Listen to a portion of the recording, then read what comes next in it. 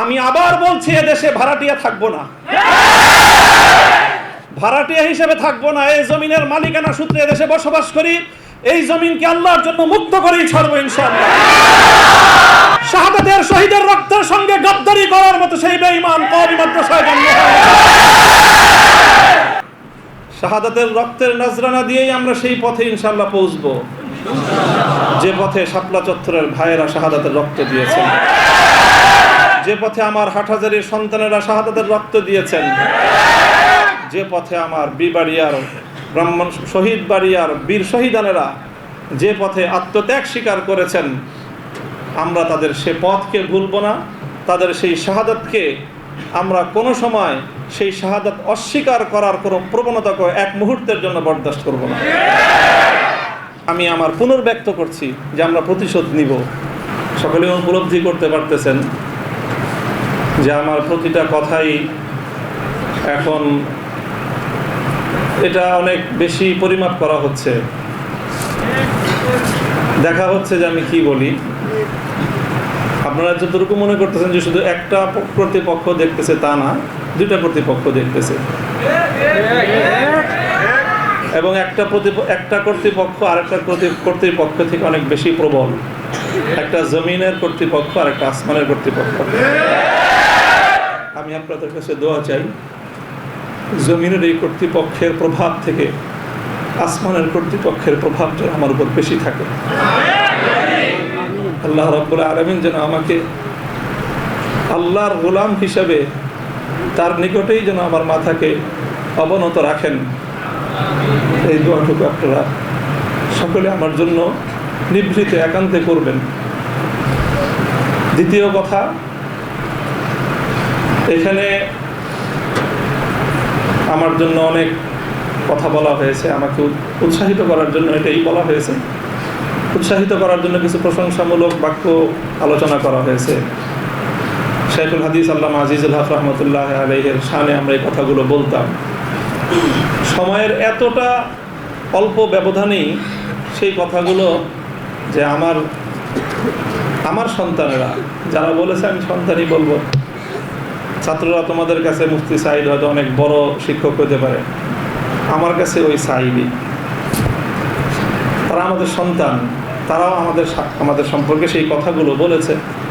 শাইখুল হাদিস রহমতুল্লাহ আলাইহি বলতেন যে এই কথাগুলোকে প্রশংসামূলক কথা নয়, বরং আমি কালিমাতে দোয়াইয়া, দোয়ার বাণী হিসেবে, দোয়ার কথা হিসেবে আমি বরণ করে নিলাম। আল্লাহ পাক আমার সন্তানদের, আমার সহকর্মীদের, তাদের এই কথাগুলোকে যেন আল্লাহ আমার হকে, আমার ক্ষেত্রে দোয়া হিসেবে আল্লাহ কবুল করেন। এই কথার মধ্যে একটা কথা এসেছে, সেটা হলো প্রতি ফোঁটা জুলুমের প্রতিশোধ গ্রহণ করার কথা। আমি এই কথাটা একদিকে প্রত্যাখ্যানও করি, আবার আরেকদিকে সমর্থনও করি। প্রত্যাখ্যান করি এইভাবে যে এটা যাদের আদর্শ অনুসরণে আমাদের এই জুলুমকে বরণ করা, আমাদের এই কারাভোগ, আমাদের এই কারাবরণ, আমরা এই শব্দগুলি বেশি বলি। কি বললাম? কারাভোগ, কারাবরণ। কারা নির্যাতন তো বলবো যত কম বলা যায়, কারা নির্যাতন নয়, আসলে তো এটা কারাবরণ। আমরা তো জেনে বুঝেই এই পথে পা বাড়িয়েছি।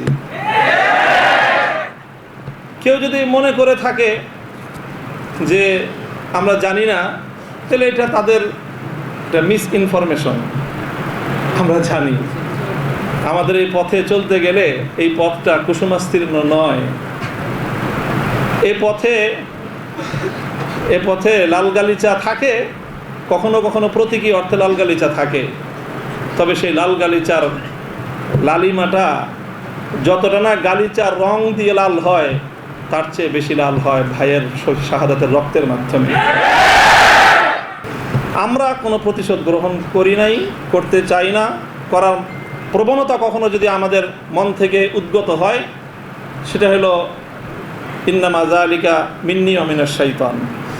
শয়তানের প্ররোচনায় কখনো হয়তো আমরা ব্যক্তিগত আক্রোশে প্রতিশোধের কথা বলে থাকতে পারি, কিন্তু আমরা প্রতিশোধ পরায়ণ নই, এটা মূল কথা। এই হিসাবে আমি প্রতিশোধের এই শব্দকে প্রত্যাখ্যান করলাম। তবে অন্য আরেক অর্থে আমি প্রতিশোধের শব্দকে সমর্থন করছি। শুধু সমর্থন নয়, বরং আমি আমার পুনর্ব্যক্ত করছি যে আমরা প্রতিশোধ নিব। আমাদের সেই প্রতিশোধ হবে সেই প্রতিশোধ যেই প্রতিশোধ হিজরতের আগ পর্যন্ত 12 বছরের জুলুম এবং নির্যাতনের প্রতিশোধ মক্কা বিজয়ের মাধ্যমে আল্লাহ নবী গ্রহণ করেছিলেন। আল্লাহ নবী মক্কা বিজয়ের পরে সেই সকল অপরাধীদেরকে ক্ষমা করার মধ্য দিয়ে সেই জমিনে আল্লাহর দিনের ঝান্ডা সমুন্নত করার মধ্য দিয়ে মধুর প্রতিশোধ নিয়েছিলেন। আল্লাহর দিনের বিজয় সেটাই হবে আমাদের পরম প্রতিশোধ। এবং যারা আমাদেরকে শত্রু ভেবে আমাদেরকে নিঃশেষ করার চেষ্টা করেছে, অপমান করার চেষ্টা করেছে, আমরা তাদেরকে সম্মানিত করে প্রতিশোধ নেব। আমরা তাদেরকে আদর্শের সোনালী পথে বরণ করে নেওয়ার মধ্য দিয়েই আমরা ইনশাআল্লাহ আমাদের আদর্শের বিজয়ের প্রতিশোধ গ্রহণ করব। আল্লাহ রাব্বুল আলামিন আমাদেরকে সে তৌফিক দান করুন। আরেকটা কথা বলা হয়েছে, অনেকের কথার মধ্যে আসছে যে একটা ভবনের আলোচনা। এই ভবনটার গুরুত্ব একসময় আমার কাছেও খুব ছিল, 3 বছর আগেও খুব ছিল। যখন শুনলাম যে ভবনটা চলে যাচ্ছে, আমি যখন সর্বপ্রথম 2 রাকাত সালাতুল হাজাত করে দোয়া করেছিলাম যে আল্লাহ যেন খায়রের ফয়সালা করেন। আর এরপরে এখন আমার অনুভূতিটা হলো যে এরকম ভবন না থাকাই ভালো। না থাকা ভালো কেন? দস্তারে না দারে মে মা গামে পেয়েছে না দারে মা হেয়েছে না দারে গামে হেয়েছে না দারে। এইরকম ভবন টবন থাকলে এগুলোকে রক্ষা করার জন্য ডানে বামে অনেক কিছু তাকানোর প্রয়োজন হয়। ভবনও নাই, রক্ষা করার জন্য কার পায়ের নিচে তেল মারারও দরকার। আজ এখানে মাদ্রাসা, কালকে ইনশাল্লাহ শাইখুল হাদিসের সন্তান মাহফুজুল হক সাহেব যদি নদীর ওই পারে যে বসেন, ইনশাল্লাহ ওই কেরানীগঞ্জের ওই একেবারে দূরের চরে বা ওই কোনো রুটের চর, কোনো চরের মধ্যে এর চেয়ে বড় মাদ্রাসা হবে। প্রয়োজন নাই ভবনের, প্রয়োজন নাই মাদ্রাসার স্থাবর কোনো সম্পত্তির। ওই পুরাতন যুগে ফিরে যেতে হবে আমাদের। স্থায়ীভাবে আমি এই কথা বলতেছি। এই বিশাল বিশাল আলিশান ইমারত সাজায়ে, আর সেই ইমারতের মধ্যে সুন্দর সুন্দর আরামদায়ক বিলাসী রুম সাজায়, সেখানে বিলাসী এলেম চর্চা। আমি এই কথাটা আমার কাছে খুব মনে পড়ছে, বিলাসী এলেম চর্চা। আজকে আমাদেরকে এই বিলাসী এলেম চর্চায় পেয়ে বসেছে। বিলাসী এলেম চর্চার পথ বাদ দিয়ে আমাদের আকাবের এবং আসলাফদের মতো সেই খেজুর গাছের তলায়, বট গাছের নিচে সালার চাটার উপর বসে আমাদেরকে কাল আল্লাহ কাল রাসূলের তালিম দেওয়ার সেই সবক গ্রহণ করতে হবে। তাহলে ইনশাআল্লাহ আমরা বাতিলের তখতে তাউসকে উল্টে দিয়ে সেখানে আমরা কালেমার ঝান্ডা সমুন্নত করতে পারবো।